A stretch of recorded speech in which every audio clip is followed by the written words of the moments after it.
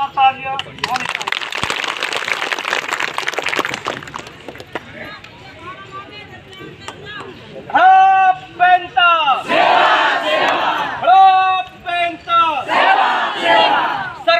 देश की चालक है, सरकार देश की चालक है, सरकार देश की चालक है। जमीन हमारे आपकी, के बाप की, जमीन हमारे आपकी, नहीं किसी के बाप की, जमीन हमारे आपकी, नहीं किसी के बाप की, जमीन हमारे आपकी, नहीं किसी के बाप की। जय जोहर का नारा है, भारत देश हमारा है, जय जोहर का नारा है, भारत देश हमारा है। साथियों, आज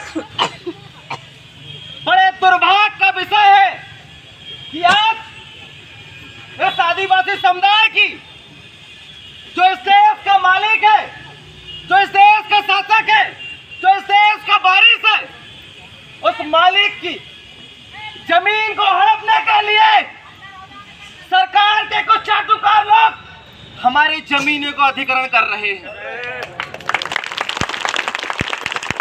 मैं आपको बताना चाहता हूं कि आपके मंडला के जो तहसील घुघरी है, वहां पर बर्जर 158 एकड़ जमीन का अधिग्रहण किया जा रहा है। धलगांव से 171 हेक्टेयर जमीन का अधिग्रहण किया जा रहा है। अठारी से 242 हेक्टेयर का जमीन का अधिग्रहण किया जा रहा है। उमरीड से 116 हेक्टेयर जमीन का अधिग्रहण किया जा रहा है। रामपुरी से 145 हेक्टेयर का जमीन का अधिग्रहण किया जा रहा है। बिलगाड़ा रैयत से 43 हेक्टेयर का जमीन का अधिग्रहण किया जा रहा है। साथियों, इसी तरह आपके मंडला डिंडोरी क्षेत्र से कई गांवों से हमारी जमीन का अधिग्रहण ये सरकार के कुछ चाटुकार लोग कर रहे हैं। मैं आज आपसे सवाल करना चाहता हूं सरकार के लोगों से कि संविधान का आर्टिकल 13 रूढ़ी प्रथा के क्षेत्रों में जमीन अधिग्रहण करने के लिए क्या आपको इजाजत देता है? नहीं। क्या इनको इजाजत देता है? नहीं। क्या रूढ़ी प्रथा के क्षेत्रों की जमीन का अधिग्रहण सरकार का जो नौकर है वो क्या कर सकता है? क्या नहीं कर सकता है। आज बड़ा दुर्भाग्य का विषय है कि यहाँ का जो मंडला का जो कलेक्टर है उसे संविधान की संवैधानिक समझ नहीं है। इसी वजह से इंग्लिश लॉ सिस्टम के तहत आदिवासियों के रूढ़ी प्रथा के क्षेत्रों में इंग्लिश लॉ सिस्टम के तहत अधिसूचना भी जारी की है। 8 गांव की जो अधिसूचना जारी की है, संविधान इसे अवैध और असंवैधानिक घोषित करती है।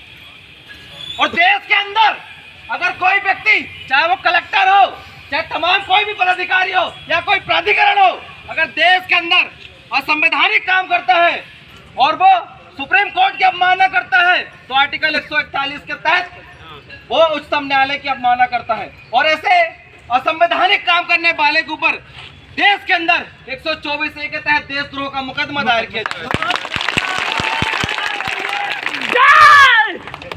आज आपको बताना चाहता हूँ, जो आदिवासी समुदाय है, आदिवासी समुदाय की जमीन है वो गैर आदिवासियों को हस्तांतरित हो ही नहीं सकती। 21 नवंबर 2003 अमरेंद्र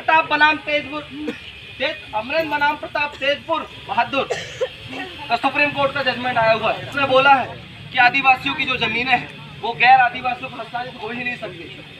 जब गैर आदिवासियों की जमीन हस्तांतरित नहीं हो सकती तो क्या जो कलेक्टर है या जो सरकार के जो लोग हैं क्या वो आदिवासी है? अगर आदिवासी है तो साबित करें क्या हम एक आदिवासी है। अगर ये आदिवासी है तो साबित करें, नहीं तो हम साबित करेंगे कि हम कौन है।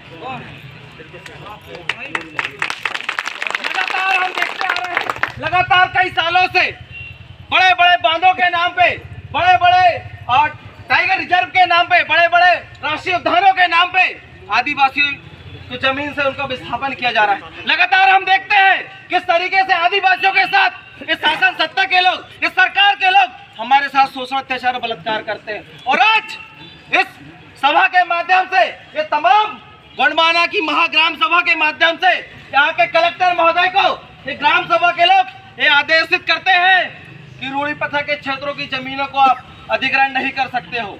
अगर आप ग्राम सभा के खिलाफ में जाते हो तो सुप्रीम कोर्ट ने बोला है ना लोकसभा ना विधानसभा, सबसे ऊंची ग्राम सभा। और सुप्रीम कोर्ट ने यह भी बोला है आर्टिकल 141 के तहत अगर कोई उच्चतम न्यायालय की अवमानना करता है या सुप्रीम कोर्ट के द्वारा दिए हुए जजमेंटों की अवमानना करता है तो देश के अंदर उसके ऊपर 124A के तहत देशद्रोह का मुकदमा दायर होता है।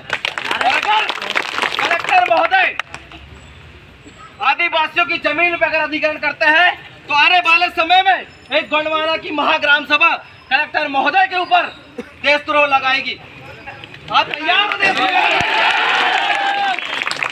जमीन हमारे आपकी नहीं किसी के बाप की, जमीन हमारे आपकी नहीं किसी के बाप की। इन्हीं शब्दों के साथ साथियों जोहार, जिंदाबाद, जय आदिवासी।